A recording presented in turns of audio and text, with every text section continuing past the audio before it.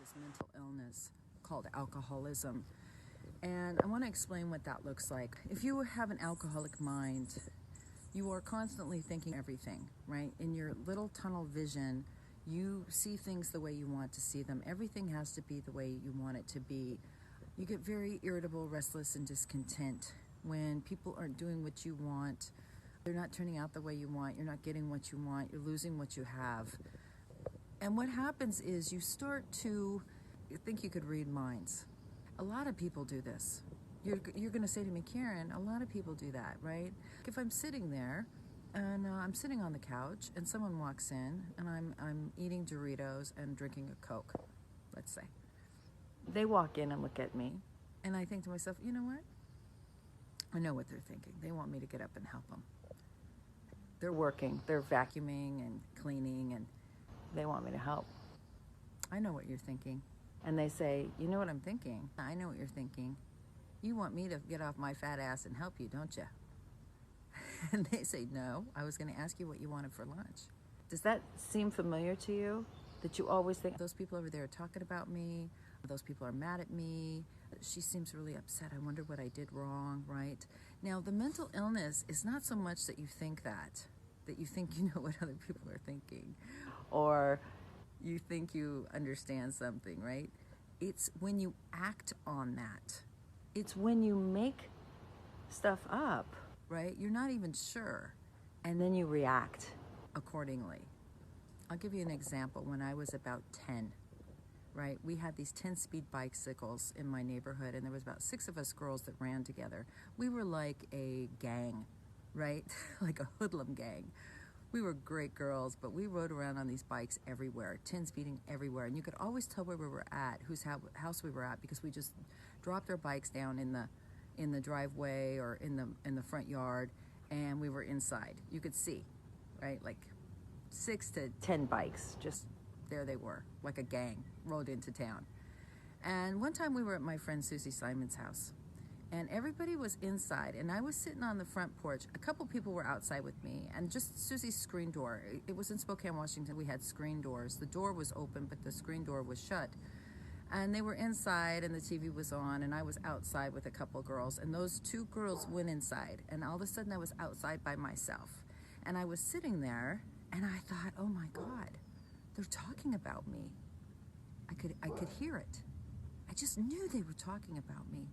They didn't like me, right? Now, it's one thing to think that, but I acted on it, right? I got up, started crying, jumped on my 10-speed, and I rode home. And I pulled into the house, and I threw my bike down in the driveway, ran in the house, ran straight to my room, slammed the door, jumped on my bed, and cried into my pillow. My mother came to my door, and she knocked lightly, and she said, Karen, what's wrong? Oh my God, they don't like me. They were talking about me. They were saying terrible things. And I cried and cried. She said, honey, how do you know? What did they say? I don't know. I couldn't hear them, but they were talking about me. And all my friends, they pulled up outside and they knocked on the door and they said, Mrs. Roberts, can we see Karen? She rode off, and we were talking about, what we were going to do for lunch, and she left. She left in a hurry. She was crying. What happened?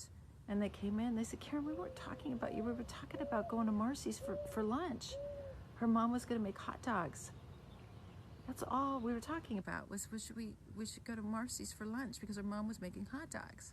Now, can you see that pretty clearly? That's alcoholism. It's one thing to think people are talking about you. This is the other thing to act on it. That is mental illness. Believing what I'm thinking. My thinking is not the same as everybody else's.